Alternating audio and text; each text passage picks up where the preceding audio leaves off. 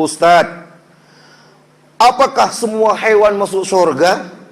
Nah, bolehkah kita menjual hewan seperti kucing dan burung? Apakah hewan semua masuk surga? Jawabannya, hewan dipunahkan. Hewan semua dipunahkan. Jadi nggak ada hewan masuk surga karena dipunahkan. Kalau pertanyaannya, adakah hewan di surga? Ada hewan yang diciptakan di dalam surga nanti. Nah, dengarkan bagus-bagus. Apakah semua hewan masuk surga? Enggak. Karena hewan itu nanti dibangkitkan, lalu kemudian dikumpulkan, terus kemudian dipunahkan. Dalil, wa idzal wuhushu husyirat, dan apabila binatang-binatang pun juga dikumpulkan di padang mahsyar. Qala Ibnu Abbas, husyirat yani yahsyuru kulla syai'in hatta ad-dubab, bahwa semua binatang akan dibangkitkan di akhirat, sampai kepada lalat pun akan dibangkitkan. Untuk apa? Jelas sekali. Bayangkan ikhwan, tujuannya adalah untuk mengkisas perbuatan jahat mereka, si binatang ini waktu di dunia. Binatang aja dibangkitkan untuk dibalas keburukannya waktu di dunia, apalagi manusia. Makanya jangan berbuat buruk dan jahat kepada sesama manusia. Hati-hati. Lemaklah diam, baguslah diam. Dengarkan. La tu'addunnal huquqa yawmal qiyamati ila ahli hatta yuqada lisyatil jalha minasyatil qarna. Ikhwan, di akhirat nanti akan dilaksanakan penuntutan hak, kezaliman di setiap orang, sampai kepada binatang pun demikian, sampai kepada kambing yang bertanduk, yang menanduk waktu di dunia, maka di akhirat suruh dibalas tanduk lagi.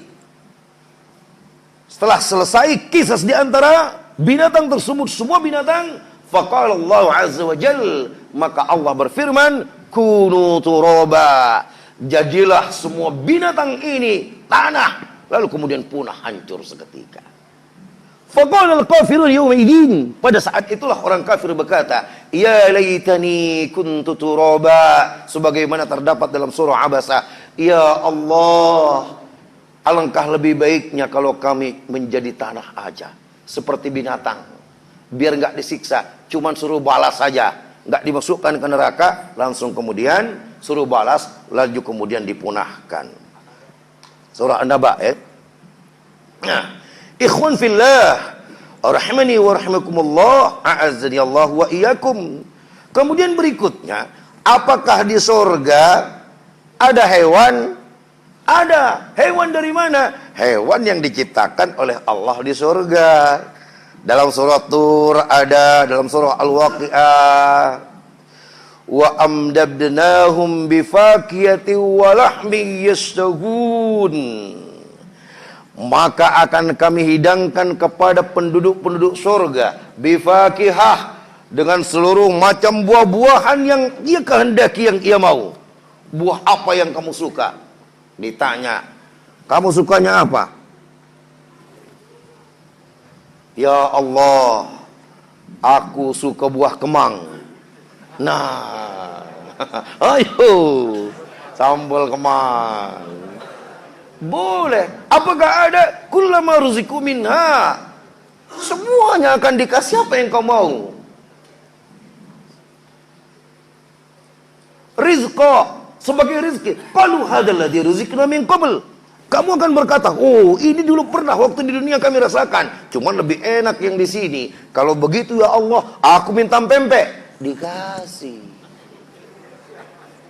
Kenapa? Semua apa yang ada di dunia akan diberikan di akhirat, akan dikasih. Pempek yang enak ya. Nah, payu kata malaikat. Kasih yang enak. Tanya malaikat. Lemah ada? Lemah. Iya, kita lanjut. Walahmi tayrin mimma yashtahun. Bahkan dari daging burung yang kamu sangat menyukainya. Daging burung sorga. Berarti ada burung di sorga. Nah, untuk kita nikmati. Bahkan dikatakan ada seorang Yahudi berkata kepada Rasulullah SAW, "Ya Rasulullah, maukah aku jelaskan kepadamu daging binatang yang dihidangkan di surga?" Ya, kata Rasulullah, karena orang Yahudi ini mengetahuinya mungkin dari Taurat dan Zabur.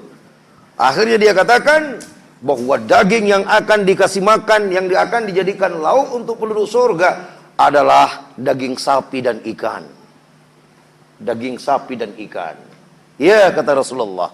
Maka dikatakan oleh Rasulullah bahwa nilai kenikmatannya 7.000 kali lipat. Bayangkan berdasarkan hadis yang sahih, 7.000 kali lipat kenikmatannya. Bayangkan kalau 2 kali lipat, udah enak sekali. 7.000 kali lipat. Sapi, dendeng sapi surga 7.000 kali lipat. Nah, apalagi kita di sini? Rendang, ya. Nah, rendang. Rendang adalah makanan atau lauk ternikmat di dunia berdasarkan survei.